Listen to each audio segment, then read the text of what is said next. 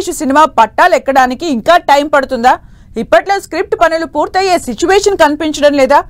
జక్కన్న ఉన్నట్టుండి ఆ కథను ఎందుకు పక్కన పెట్టేశారు? అసలు రాజమౌళి ఇప్పుడు ఏం చేస్తున్నారు?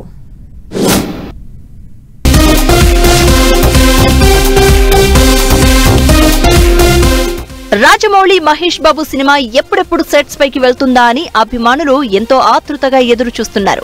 ఈ సినిమా షూటింగ్ ఎప్పుడు మొదలవుతుందా అని ఇరువురి ఫ్యాన్స్ ఈగర్ గా వెయిట్ చేస్తున్నారు. కానీ ఎస్ఎస్ రాజమౌళి సినిమా వర్క్ కి బ్రేక్ ఇచ్చినట్లు తెలుస్తోంది. కీరవాణి కుమారుడు శ్రీసింహ పెళ్లి వేడుకల్లో జక్కన్న ఉన్నారు. ఇటు మహేష్ బాబు కూడా ఫారెన్ టూర్లతో టైం స్పెండ్ చేస్తున్నారు.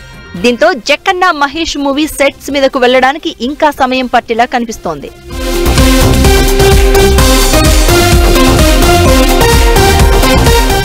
రాజమౌళి ప్లానింగ్ ఎప్పుడు పాన్ వరల్డ్ గా ఉంటుంది. సినిమాలో చాలా వరకు మెయిన్ క్యారెక్టర్స్ ఎక్కువ హాలీవుడ్ వాళ్ళు ఉండేలా ప్లాన్ చేసుకుంటాడు. అంతేకాదు హాలీవుడ్ లో ఓ రేంజ్ లో ఉన్న వాళ్ళని సెలెక్ట్ చేసుకుంటాడు.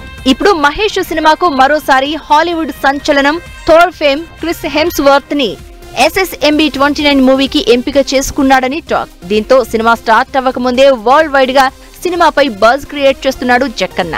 మరి హాలీవుడ్ నటుడు క్రిస్ హెమ్స్వర్త్ క్యారెక్టర్ ఎలా ఉంటుందో చూడాలి.